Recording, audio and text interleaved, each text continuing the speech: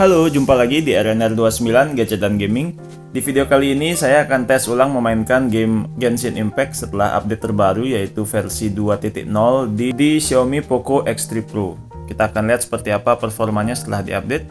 Jangan lupa diklik tombol subscribe dan ditonton video ini sampai habis ya. Untuk frame rate-nya teman-teman bisa lihat di bagian atas layar.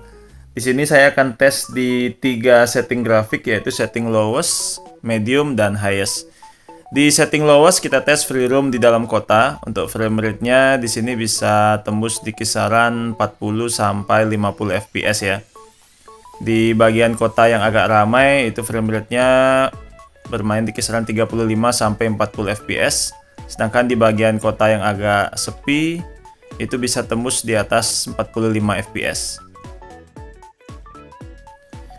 Kemudian kita tes di open map atau di luar kota.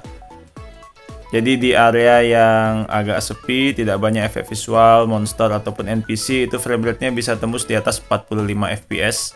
Sedangkan di area yang banyak efek visual seperti air terjun atau efek lain, itu frame rate-nya kadang-kadang hanya bisa bermain di kisaran 35 sampai 40 fps. Kadang-kadang saat masuk ke area baru, frame rate-nya turun sedikit di bawah 35 fps. Kemudian kita tes untuk battle. Di sini saya melawan Cryoregis Fine. Untuk frame rate-nya sendiri saat battle berkisar antara 30 sampai 45 fps. Saat kita mengeluarkan skill atau musuh mengeluarkan skill, itu frame rate-nya kadang-kadang turun di bawah 35 fps. Tapi secara umum performanya masih sangat stabil dan nyaman untuk dimainkan. Selama saya tes tidak ada frame drop yang parah. Frame rate-nya masih bisa bertahan di kisaran 35 sampai 45 fps.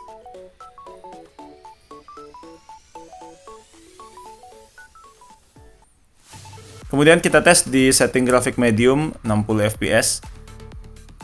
Saat menggunakan setting medium ini justru biasanya performanya paling kurang stabil ya. Di tes ini frame rate di dalam kotanya kurang lebih sekitar 30 fps saja. Di area yang agak ramai itu bisa turun sampai sekitar 20 atau 24 fps. Kalau di area yang agak sepi NPC itu bisa bertahan di kisaran 30 fps. Kadang-kadang ada frame drop juga, cuma memang masih terasa cukup lancar untuk dimainkan.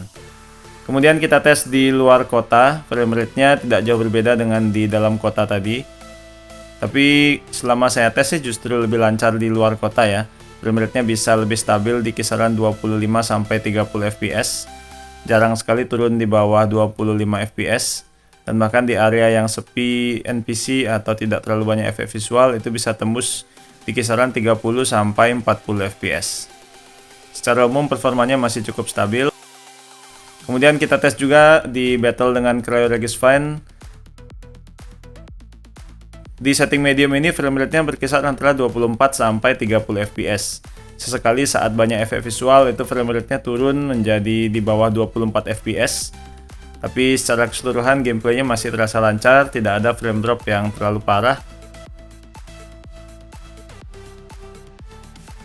Bahkan saat mengeluarkan skill pun masih bisa bertahan di atas 20 fps.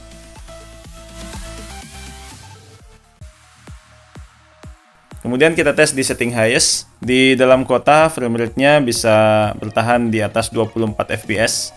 Cuma di setting ini memang saya rasakan lebih banyak ada frame drop ya, terutama saat kita memasuki area yang agak ramai. Itu beberapa kali frame rate-nya turun di bawah 20 fps.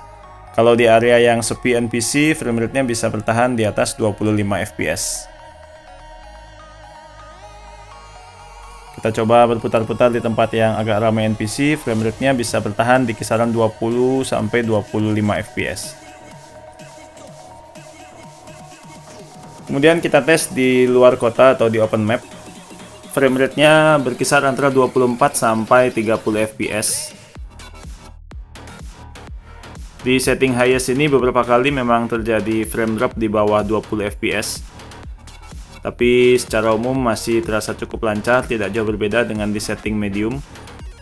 Hanya saat memasuki area baru, frame rate-nya kadang-kadang turun di bawah 18 fps. Tapi beberapa detik kemudian frame rate-nya akan naik kembali di kisaran 24 fps. Kemudian kita tes battle melawan Cryoregis Fine. Di setting ini teman-teman bisa lihat frame rate-nya cukup stabil, bermain di kisaran 24 sampai 30 fps. Saat musuh mengeluarkan skill, itu frame rate-nya masih bisa bertahan di atas 24 fps. Cuma kadang-kadang memang sesekali saya rasakan terjadi frame drop di bawah 24 fps ya.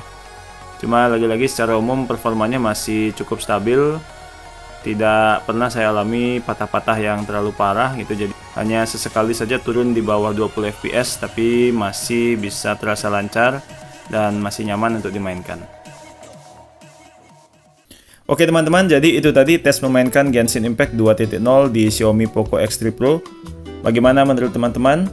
Jika ada yang ingin disampaikan atau ingin di-request, silahkan sampaikan di kolom komentar. Jangan lupa diklik tombol like, subscribe, komen, dan share video ini sebanyak-banyaknya. Sampai jumpa lagi di video selanjutnya. Terima kasih.